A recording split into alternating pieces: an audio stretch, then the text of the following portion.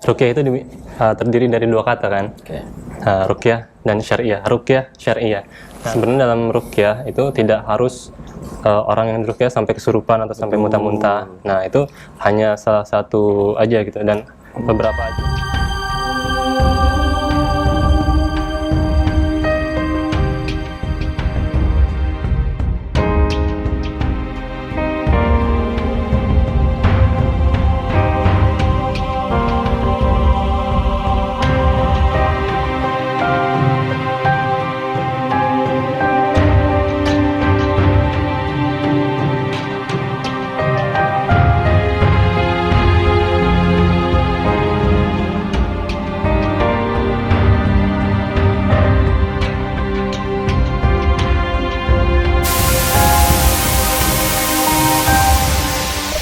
Assalamualaikum warahmatullahi wabarakatuh.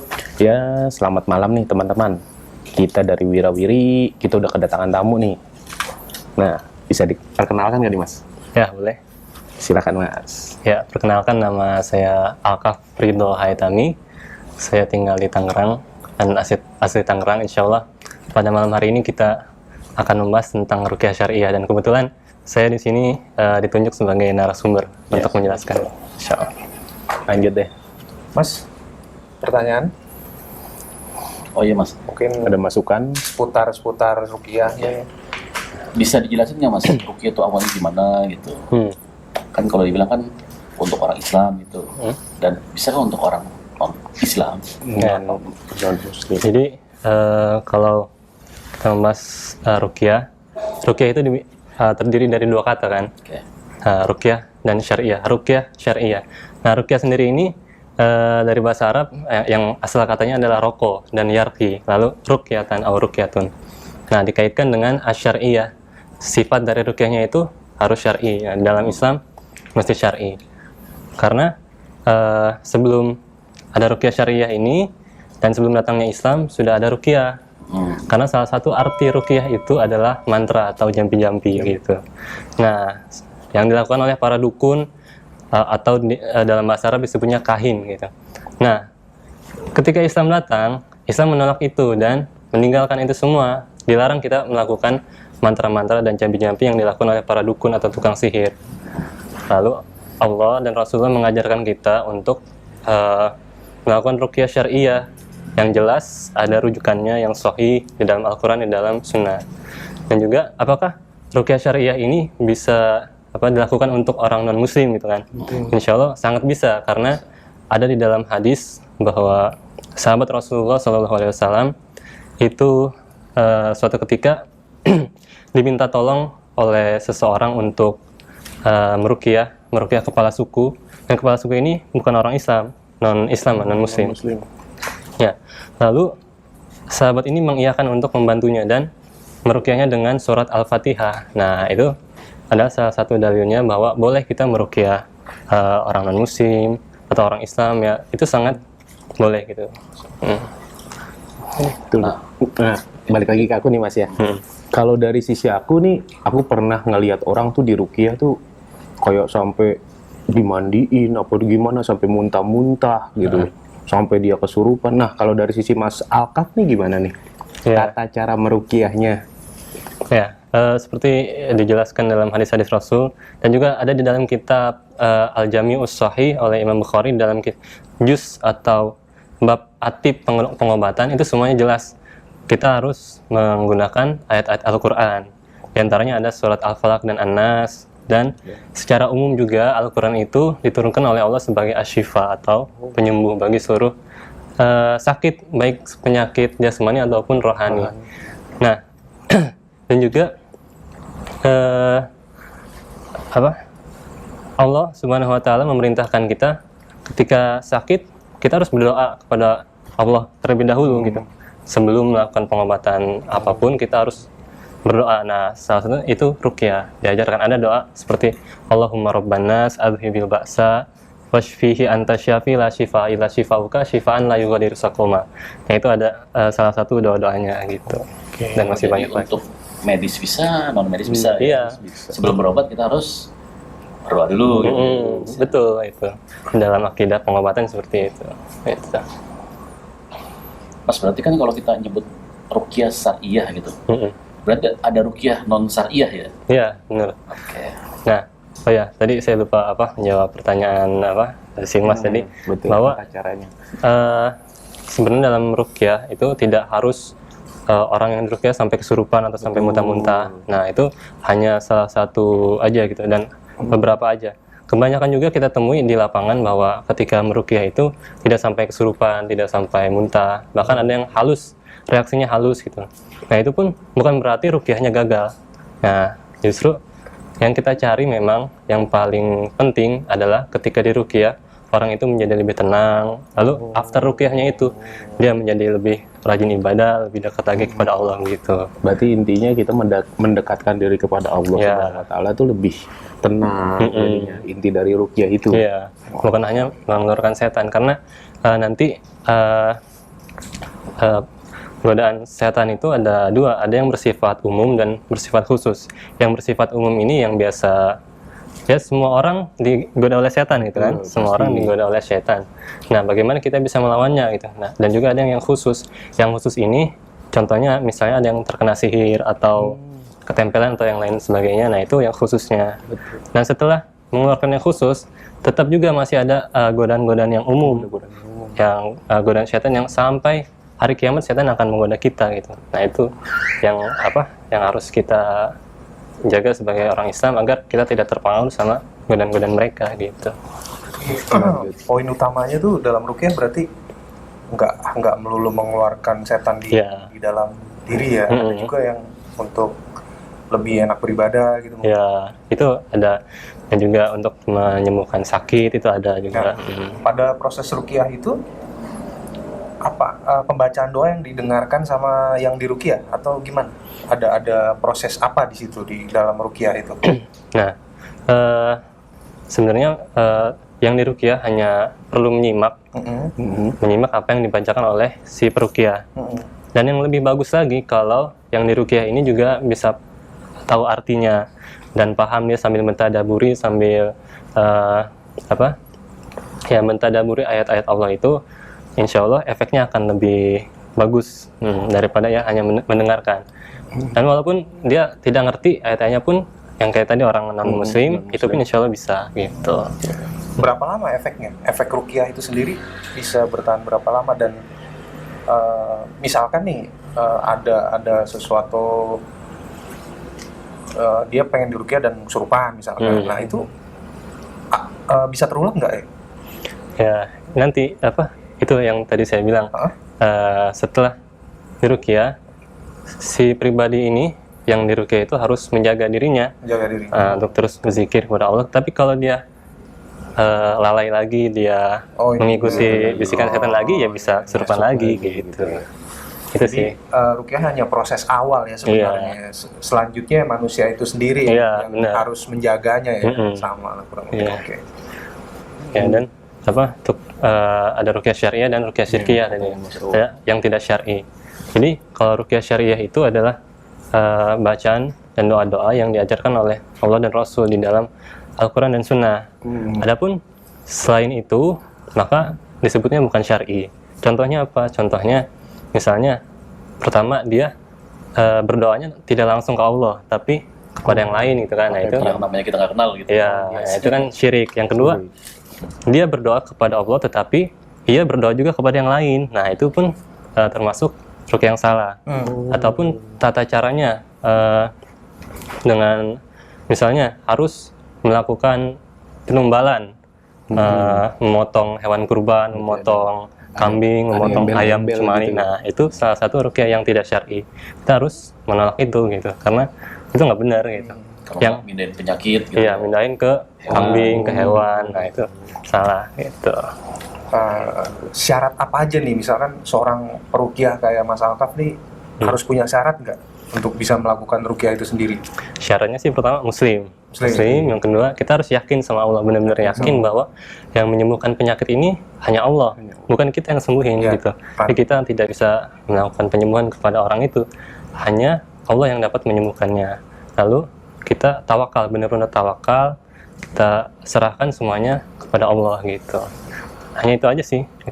Dan ya sudah pasti yang peruqyahnya pun harus senantiasa terus dekat sama Allah, karena nanti kalau dia udah mulai ruqyah pasti godaannya makan lebih besar kan gitu. Nah, selama perjalanan Mas Alkaf ngelakuin ruqyah, apa aja sih Mas?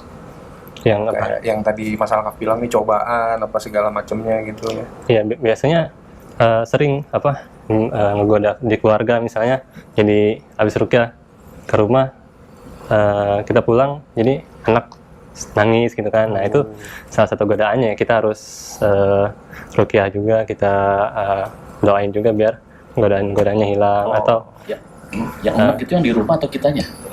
ya kitanya juga bisa. Kalau kitanya lagi lalai nih, kitanya lagi lupa zikir sama Allah, ketika mulai ruqyah kita nggak baca doa dulu untuk kita sendiri. Nah, itu juga bisa jadi kita bisa kena. Makanya kita harus tetap menggantungkan semuanya sama Allah gitu. Jangan sampai kita lalai gitu kan gitu.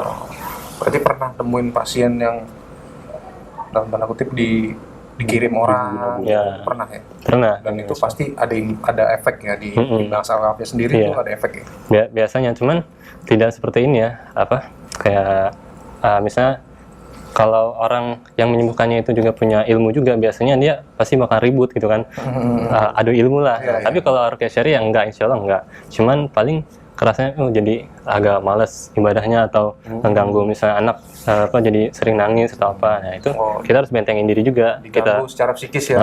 Kita harus sering baca zikir pagi dan petang gitu. Metode zikirnya hanya itu aja Mas Alkaf untuk apa? atau ya tadi ada kata-kata bahwa kita harus selalu mengingat Allah itu dalam setiap saat kan? Iya, harus Dalam setiap saat gitu. Selama Mas Alkaf melakukan ruqyah nih, yang paling ingat gitu. Yang paling inget sih pas pertama belajar ruqyah gitu. Karena saya dulu mikirnya orang yang bisa nyembuhin yang kesurupan atau ya mengeluarkan yang jin-jin kesurupan itu ya harus punya amalan, punya lelaku tertentu lah. Tapi ternyata setelah saya belajar, ternyata enggak nih. Enggak ya? Semua orang tuh bisa, insya Allah bisa. Nggak perlu harus puasa 3 hari 3 malam gitu, tanpa makan, tanpa minum gitu. Itu malah nggak sahih gitu ya? Malah nggak benar gitu. Iya. Malah justru dia malah mengundang jin gitu. Atau puasa putih, pakai baju putih, makan putih dan sebagainya, itu justru adalah praktek yang salah gitu. Ternyata Mas Alkaf ini basicnya memang tidak ada di spiritual. Mungkin kan ada istilah indigo gitu Ya, Mas Alkaf ya. Ini Mas Alkaf bener-bener yang dari mempelajari normal lah, Iya. manusia normal Iya. padanya yang cuman pengen berjalan di ini ya. Iya, insya Allah gitu. Jadi insya Allah nanti semua juga saya ajarin gimana cara ruqyah mandiri, gimana caranya untuk meruqyah orang, insya Allah bisa. Yang penting kita yakin, kita tahu doa-doanya jelas. Nah, itu nanti insya Allah bisa berefek ke yang diruqyah juga gitu. Dan juga tentang masalah indigo, sebenarnya indigo ini kan masih banyak orang yang mengakui di masyarakat bahwa indigo itu adalah suatu kelebihan gitu kan. Betul. Ya. Padahal di dalam Islam nggak ada kayak gitu. Padahal itu justru suatu penyakit yang harus kita hilangkan gitu. Karena Imam Syafi'i pun secara tegas menolak itu. Seperti perkataannya, man za'ama annahu ra'al jinna habatolna syahadatahu illa ayakuna nabiyan. Barang siapa yang mengaku-ngaku ia bisa melihat atau ia bisa melihat suatu hal gaib atau jin, maka abatolna syahadatahu, maka akan kita tolak persaksiannya atau syahadatnya, kecuali ayakuna nabiyan, kecuali dia itu adalah seorang nabi atau seorang rasul. Ya, karena sesungguhnya Allah berfirman dalam surat Al-A'raf ayat 27, A'udzubillahi minasyaitonirrajim, innahu yarakum huwa wa qabiluhu min haitsu la tarawnahum. Nah, ini jelas sesungguhnya para setan atau jin itu dan teman-temannya melihat kita dari tempat yang kita tidak bisa melihat mereka. Nah, itu secara tegas Allah mengabarkan dalam Al-Quran. Jadi kalau misalnya ada yang bisa melihat, tadi yang seperti perkataan Imam Syafi'i, kalau emang dia sudah memiliki ilmu dan dia mengaku-ngaku bisa melihat hal yang gaib, nanti bisa ditolak kesaksiannya.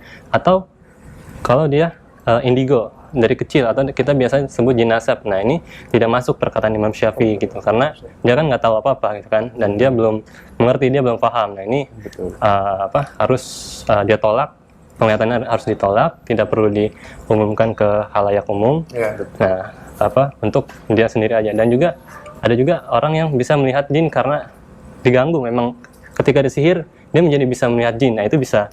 Nah itu juga tidak masuk perkataan Imam Syafi'i ini gitu. Jadi ada klasifikasinya, Klasifikasinya lah ya. ada itu. Nah, pernah nggak dapet bilangnya pasien ya kalau ruqyah, pasien yang indigo gitu. Pernah. Terus banyak. setelah di ruqyah normal gitu. Alhamdulillah ada itu banyak. Nah, semoga ya, Bung Tommy ya. Bilang dong. Gitu. Ya karena kalau yang indigo dari kecil itu biasanya kita sebutnya jin nasab gitu. Jin nasab itu jadi dia sebenarnya nggak tahu apa-apa nih, dia nggak tahu apa-apa, tetapi ada nenek moyangnya, bisa jadi orang bapaknya atau kakek, nenek, atau buyutnya yang pernah melakukan hal-hal ritual tertentu, akhirnya diturunkan ke anak cucunya. Nah, sebenarnya mereka setan mengikuti anak itu untuk jadi apa? Untuk jadi kader-kadernya setan. Jadi ketika dia bisa melihat itu dan dia mengabarkannya kepada orang, akhirnya orang percaya, orang yakin bahwa ini hebat. Akhirnya dia menjadi suatu yang semua perkataannya bakal dipercaya sama orang-orang gitu. Artinya itu. Ya gitulah. Membelokkan ya nanti ujungnya ya. Oke. Gimana kita langsung ke metode pembersihan? Langsung. Boleh? Insyaallah, ayo. Ayo, siapa yang mau ikut? Apa di sini aja atau gimana? Di sini aja, Mas Akap. Boleh. Atau gimana? Sini. Mas Akap posisi tetap di situ atau? Sini boleh. Di mana aja. Kameramen mau ikut? Ngumpul aja di sini. Ayo ngumpul aja. Oke, kita akan bahas tempat angker ya. Oh ya, tempat angker. Bagus nih. Teman-teman, sini ada yang tahu nggak arti angker itu apa sih? Gitu. Serem, Mas. Serem. Yang lain, ada nggak? Hantu. Iya. Ada lagi? Apa itu? Ada lagi? Sepi. Oh iya. Apa, Mas? Angker ya. Angker tuh kayak lebih ke akumulasi sih. Itu serem, berhantu, gelap, Wingit. ya pokoknya nuansanya itu kalau manusia biasa misalnya lewat nih normal itu kayak serem gitu loh. Serem ya, menurut kayak inilah masuk ke ya kayak udaranya tuh beda pas kita masuk truk, kayak ada yang bulu merinding kah atau gimana gitu kan biasanya. Beda auranya gitu. Ya jadi kalau kita bahas dari segi bahasanya, angker itu sebenarnya mirip dengan suku kata dalam bahasa Arab. Ada kata angkaro, yungkiru ingkaron. Nanti ada bahwa mungkir wa mungkaron. Nah, mungkar itu pernah dengar kan kata mungkar? Kita harus mencegah yang mungkar. Mungkar itu ada artinya yang ditolak gitu. Nah, sedangkan angkaro itu berarti menolak. Nah, jadi mirip kan angkaro dengan angker. Nah, tempat-tempat yang diyakini oleh orang-orang banyak sebagai tempat yang seram, tempat yang berhantu, tempat yang auranya berbeda itu atau mistis gitu. Nah, sebenarnya itu angker. Maksudnya angker itu kita harus menolaknya gitu. Kita harus menolak keyakinan-keyakinan itu karena ketika suatu tempat diyakini berhantu, diyakini bahwa itu seram atau ditambah lagi dengan kisah-kisah orang sekitar situ yang menceritakan bahwa di situ ada makhluk tertentu, ada pocong, ada kuntilanak dan genderuwo dan sebagainya. Maka jin yang ada di tempat itu akan mewujud seperti apa yang dibicarakan atau ditakutkan oleh manusia gitu.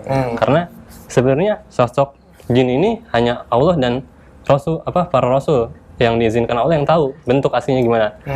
Dan sedangkan dia menjadi pocong, menjadi kuntilanak itu sebenarnya hanya khayalan dari manusia sendiri gitu. Karena ditampilkan, diceritakan, akhirnya mereka tersuges. Oh ini nih. Mengambil memori dari manusia sendiri gitu. Yang, bentuknya begini ya, dia muncul sesuai apa yang kita pikirin gitu ya. Karena kan kuntilanak, pocong ini di Amerika nggak ada kan? Adanya apa di Amerika? Berarti hanya orang-orang kita saja yang tersuges di alam bawah sadar mereka bentuknya pocong tuh seperti ini, kuntilanak seperti ini, genderuwo seperti ini. Jadi mereka ngebaca, mereka mewujud seperti itu. Akhirnya kan ditakutin. Coba kalau yang ditakutinnya badut, pasti jadi badut gitu kan. Nah, kan di Amerika Dracula kan, jadi Dracula. Di Cina vampir, nggak ada di sana pocong. Kenapa nggak ada? Ya karena yang dia pikirkan ya itu vampir atau Dracula gitu. Dan jadi kita harus angker, maksudnya kita menolak penyakit angkaro, menolak itu semua. Cerita segala macam yang ada di situ. Ya, insya Allah nanti tempat itu yang nggak jadi angker lagi, nggak jadi serem lagi, nggak bakalan ada makhluk-makhluk itu lagi. Jadi tempat bukan menakutkan lagi. Iya. Berarti ini dong ya, kalau misalkan nih ada anak kecil lah yang lewat, ya itu berarti gangguan dari ilmu jin itu sendiri ya. Misalkan anak kecil, Pak itu apaan gitu kan, kita nggak ngeliat nih. Nah itu kan anak kecil itu kan belum tahu gitu loh bahwa wujud kan tadi bentuk implementasi sebuah pikiran yang akhirnya mewujud, ya kan? Nah itu berarti anak kecil itu diganggu sebenarnya, lagi diganggu juga gitu. Oke. Iya, gitu. Jadi dia mewujud seperti apa yang diceritakan oleh banyak orang gitu. Oke. Ya. Berarti secara pemahaman ruqyah, kalau menurut Mas Alkaf, hantu setan ini seperti apa, Mas? Ya. Wujudnya tidak berwujud kah, atau intinya tidak ada wujud ya, intinya tidak ada wujud dari setan itu sendiri sebenarnya, atau seperti apa? Jadi kalau pembahasan setan, nanti setan itu ada dua. Ada setan dari jenis jin, ada setan dari jenis manusia. Nah itu karena Allah menciptakan dua makhluk yang mendapatkan beban hukum. Yang pertama itu manusia, yang kedua itu jin. Seperti dalam surat Az-Zariyat, "Wa ma khalaqtul jinna wal insa illa liya'budun." Dan tidaklah aku, kata Allah, aku menciptakan manusia dan jin kecuali hanya untuk beribadah kepada Allah. Nah, berarti kan Allah sebut ada ins, ada manusia, ada juga jin. Nah, jadi dua makhluk ini mendapatkan beban hukum syar'i, beban hukum syariat. Ada juga manusia nanti yang beriman, ada yang kafir. Jin pun sama, ada yang beriman, ada yang kafir. Seperti dijelaskan nanti dalam surat Al-Jin itu lengkap, full, gitu kan? Dijelaskan bagaimana tentang bangsa jin dan kehidupannya. Ada yang muslim, ada yang beriman, ada juga yang kafir. Nah, yang kafir ini yang disebut setan. Manusia pun sama, kalau manusia melakukan suatu keburukan atau dia melakukan suatu dosa dan sebagainya, itu bisa jadi setan juga, karena dalam surat An-Nas kita disuruh oleh Allah untuk berlindung dari setan yang jenisnya apa? Minal jinnati wan nas, gitu kan, dari jin dan jenis manusia. Gitu. Jadi manusia pun bisa jadi setan gitu. Dan untuk bentuknya itu hanya Allah dan Rasul yang tahu bentuk aslinya. Tapi memang dia bisa mewujud untuk menggoda manusia menjadi apapun. Itu. Intinya untuk menyesatkan lah ya. Berarti secara yang saya bisa tangkap, kesimpulannya bahwa yang bisa melihat jenis jin ini ya yang tadi Mas Alkaf bilang ya, tidak lain hanya Nabi dan Rasul ya. Selain itu mungkin pengelabuhan dari itu ilusi ya. Karena nanti bisa berbeda antara misalnya ada 1 indigo, ada 10 indigo dikumpulkan melihat suatu itu bisa berbeda gitu. Yang satu ngelihat kuntilanak, yang satu ngelihat genderuwo, yang satu ngelihat misalnya kiai atau ustadz dan itu juga tergantung dari khodam si indigonya ini. Kalau misalnya dia khodam untuk kejagoan panas, biasanya ngelihatnya yang serem. Kalau ngelihat dari ada embel-embel Islam amalannya, biasanya ngelihatnya yang baik. Yang ginilah ya, sorban gitu. Itu. Tapi mungkin paling tempatnya sama ya. Iya, tempatnya sama. Di sini nih jinnya, tapi yang dilihat bisa berbeda gitu. Memang benar ada jinnya, tapi tergantung apa yang dilihat oleh masing-masing orang itu. Dari memorinya, dari yang diilusikan jin kepada orang itu gitu, beda-beda.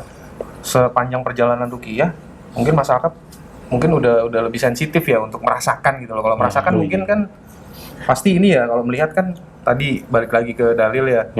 Tapi kalau merasakan mungkin gimana nih? Sama saya juga nggak bisa. Melihat nggak bisa, merasakan nggak bisa. Kecuali kita melihat dari ciri-cirinya. Ciri-ciri yang biasa dialami oleh orang yang terkena gangguan jin itu bisa terlihat gitu. Dari yang apakah ini gangguannya parah atau tidak gitu kan, itu bisa kelihatan. Nanti dari fisik tubuh tuh Mas? Ya, atau dari ciri-cirinya, misalnya dia mimpi apa, atau misalkan dia gangguannya seperti apa, itu bisa. Bukan dari dia suruh melet gitu. Cuma beda. Jok, ada ini dan ada yang mau ini apa langsung mau? Bung Tommy, boleh? Ayolah teman-teman, Kita langsung aja nih ya. Langsung aja. Tim Wilayah Misteri mau diruqyah. Ya, semoga ini ya Mas ya. Semoga bersih, ibadah lebih enak. ibadah lebih enak untuk memasuki Bulan Ramadan. bulan Ramadan. Ya, intinya kita dari kemarin batu Quran, ini juga pengen bebenah diri. Betul. Oke, Mas Akap silakan. Waktunya dipersilahkan untuk Itu udah siapin kreseknya belum? Udah? Udah. Yang harus kita lakukan hanya menyimak ya, Mas Akap ya. Ya, simak dan dalam hati doa supaya disembuhkan seluruh penyakitnya, juga doa agar apabila ada syaitan, ada jin yang mengganggu Ya. selama ini agar dikeluarkan gitu. Amin. Amin.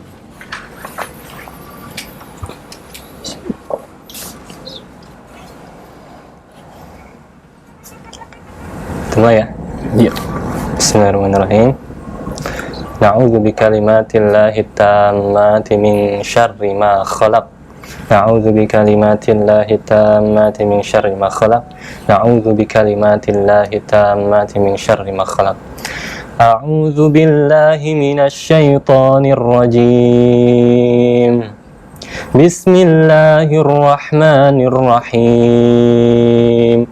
Alhamdulillahi rabbil alamin. Ar-Rahmanir-Rahim. Maliki yaumiddin. Iyyaka na'budu wa iyyaka nasta'in. Ihdinas siratal mustaqim. Siratal ladzina an'amta 'alaihim ghairil maghdubi 'alaihim waladdallin. Amin. Bismillahirrahmanirrahim. Alif Lam Mim. Zalikal kitabu la raiba fihi hudan lil muttaqin alladzina yu'minuna bil ghaibi wa yuqimuna as-salata wa mimma razaqnahum yunfiqun walladzina yu'minuna bima unzila ilaika wa ma unzila min qablik wa ulaika humul muflihun.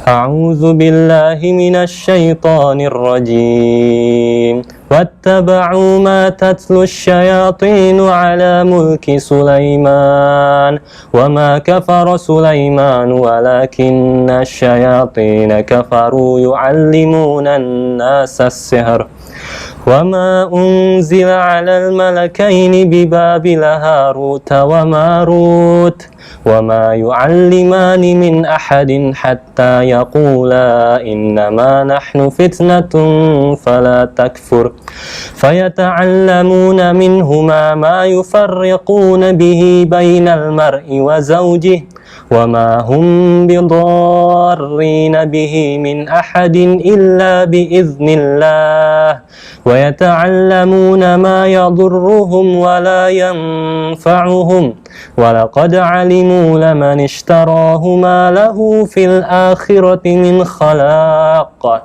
ولبئس ما شروا به أنفسهم لو كانوا يعلمون ولو أنهم آمنوا واتقوا لمثوبة من عند الله خير لو كانوا يعلمون أعوذ بالله من الشيطان الرجيم وإلهكم إله واحد لا إله إلا هو الرحمن الرحيم إن في خلق السماوات والأرض واختلاف الليل والنهار والفلك التي تجري في البحر بما ينفع الناس وما أنزل الله من السماء من ماء فأحيا به الأرض بعد موتها وبث فيها من كل دابة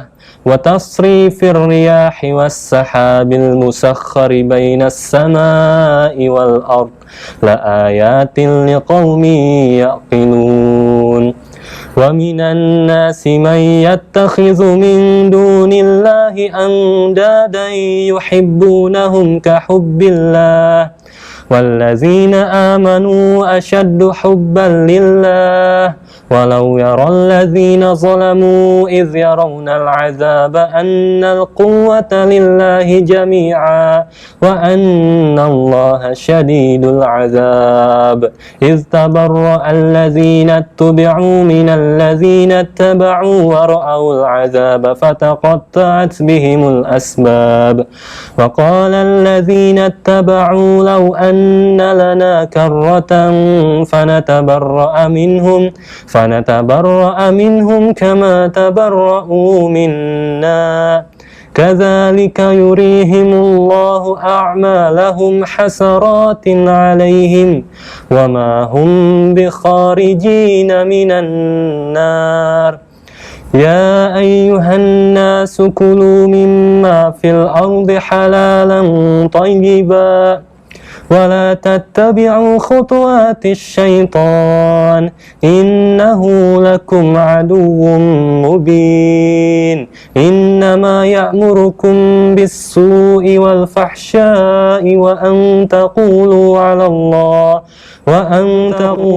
على الله ما لا تعلمون أعوذ بالله من الشيطان الرجيم الله لا إله إلا هو الحي القيوم لا تأخذه سنة ولا نوم له ما في السماوات وما في الأرض من ذا الذي يشفع عنده إلا بإذنه يعلم ما بين أيديهم وما خلفهم ولا يحيطون بشيء من علمه إلا بما شاء وسع كرسيه السماوات والأرض ولا يؤوده حفظهما وهو العلي العظيم لا إكراه في الدين قد تبين الرشد من الغي فمن يكفر بالطاغوت ويؤمن بالله فقد استمسك بالعروة الوثقى لا انفصام لها والله سميع عليم الله ولي الذين آمنوا يخرجهم من الظلمات إلى النور والذين كفروا أولياؤهم الطاغوت يخرجونهم من النور إلى الظلمات أولئك أصحاب النار هم فيها خالدون أعوذ بالله من الشيطان الرجيم وقل جاء الحق وزهق الباطل إن الباطل كان زهوقا وننزل من القرآن ما هو شفاء ورحمة للمؤمنين ولا يزيد الظالمين إلا خسارا أعوذ بالله من الشيطان الرجيم أفمن شرح الله صدره للإسلام فهو على نور من ربه فويل للقاسية قلوبهم من ذكر الله أولئك في ضلال مبين الله نزل أحسن الحديث كتابا متشابها مثاني تقشعر منه جلود الذين يخشون ربهم ثم تلين جلودهم وقلوبهم إلى ذكر الله ذلك هدى الله يهدي به من يشاء ومن يضلل الله فما له من هاد أعوذ بالله من الشيطان الرجيم وقل رب أعوذ بك من همزات الشياطين وأعوذ بك رب أن يحضرون حتى إذا جاء أحدهم الموت قال رب ارجعون لعلي أعمل صالحا فيما ترك كلا إنها كلمة هو قائلها ومن wara'ihim barzakhun ila yaumi yub'atsun. A'udzu bikalimatillahi tammah min kulli syaitani wa hammah wa min kulli 'ainin lammah. A'udzu bikalimatillahi tammati allati la yujawizuhunna barrun wala fajir min syarri ma khalaqa wa bara'a wa zara'a wa min syarri ma yanzilu minas sama'i wa ma ya'ruju fiha wa min syarri ma zara'a fil ardi wa ma yakhruju minha wa min syarri fitanil laili wan nahari wa min syarri kulli tariq illa tariqan yatruku bi khairin ya rahman. Nas'alullahal azim rabbal arsyil azim ay yashfiyana. Ya, selesai. Alhamdulillah. Alhamdulillah. Ya, kita udah ngelakuin ruqyah ya teman-teman kru Wirawiri nih. Jadi gimana, apa yang dirasain? Ada merasakan apa? Lebih tenang aja sih. Lebih tenang, Lebih enjoy. lebih enjoy. Bung Tommy, Wah, gimana? aku dimasukin gitu mas. Gitu. Secara ya ini kita kan maha besar Allah ya, jadi mungkin ada banyak jalan lah untuk menuju suatu tempat, dan Wirawiri berjalan di sini, Mas Alka berjalan di sini, dan yang paling utama mungkin kan keyakinan itu kan luas ya, maknanya luas. Jadi yang bahaya itu adalah pada saat kita beranggapan bahwa kita adalah paling benar ya, Mas Alka ya, mungkin itu ya. Jadi udah paling benar dan itu memaksakan. Jadi kesimpulan yang bisa petik ya, intinya maha besar Allah lah dengan segala jalan dan rahasianya yang mungkin Segala misteri yang ada kita bahas di Wirawiri ya. Tadi apa yang Gimana dirasain? tadi? Jadi yang dirasain tuh dari pas Mas Alkaf apa? Ini penglihatan Lapas, secara Ya, apa? Lapas tuh nyabang tuh. Satu-satu kepalanya. Panas mas, turun aja gitu. Pas nyampe ke hati, bulet ya. awal-awal ya. Iya pas di awal. Pas tadi ya, Mas Alkaf baca apa ya? Entak tek, goyang tuh, deng Ya, semuanya. itu awal-awal ya. Iya, Ya, itu goyang semua pasti ngerasa Goyang itu semua. fokus. Saya pun ngerasa goyang. deng goyang, itu doang. Tapi goyangnya enjoy gitu Iya. ya. Kayak menikmati alunan Teng. ininya gitu. Makanya aku jadi goyang gitu mas. Itu di awal berasa banget. Saya Aku ngerasa. jadi enak nih mas. Padahal baru makan. Ya, saya kalau goyang itu lapar tuh. Makin kesini makin nikmatin gitu loh Enak, akhirnya. betul. Udah sih, dari aku itu. Mas Pras, Kalau Mas ya, Pras nih, coba. saya sih maunya nggak cuma sekali bang. Tadi harusnya 10 kali. jadi lebih ini ya. Lebih menghayati. Kita lanjut lagi Dulunya. di pertemuan selanjutnya. Insya Allah. Bang Dani gimana, Bang Dani? Kalau awal-awal pas saya menutup mata itu gelap. Emang iya bentuk mata lambang Tapi kan. lama-lama tuh kayaknya terang lah. Terang. Padahal nutup mata gitu. Tutup mata gini. Enggak lampu enggak. Enggak. Oh, Dan kita tuh gaya goyang kayak istighfar gitu kan. Sambil menikmati. Nah, ilah gitu. Bang Joko ngerasa Lebih tenang aja sih. lebih tenang. Oke. Ada lagi yang mau ditambahkan Mas Alkaf? Itu yang apa? Reaksinya agak lumayan ini ya, Mas. Ya, saya. Bang Pras biasanya gimana? Ya bacanya ya setengahnya sensor bisa lah. Tinggal tapi tambah-tambah lah. Iya. Alhamdulillah. Jadi semoga aja apa bisa Bisa lebih inilah, ya beribadah lebih. kami segala apa yang negatifnya bisa keluar. Amin. Ya, jadi insya Allah pada malam hari ini saya hanya menyampaikan sesuai kapasitas ilmu saya sebagai narasumber. Saya sampaikan apa adanya sesuai dengan Al-Quran dan Sunnah, dan semoga dari apa yang saya sampaikan ini teman-teman semua dan para penonton semua dapat mengambil faedahnya. Amin. Semoga kita semua dalam hidayah dan taufik Allah. Oke, kita closing. Oke teman-teman, tadi udah menyaksikan kan kita rame-rame, kita di Ruqyah bareng-bareng. Sebelum dan sesudahnya kami juga mohon maaf jika ada pihak yang tersinggung. Kami juga tidak mau menyinggung pihak manapun, atau ya kami juga tidak membuktikan diri bahwa kami itu kenapa-kenapa, enggak.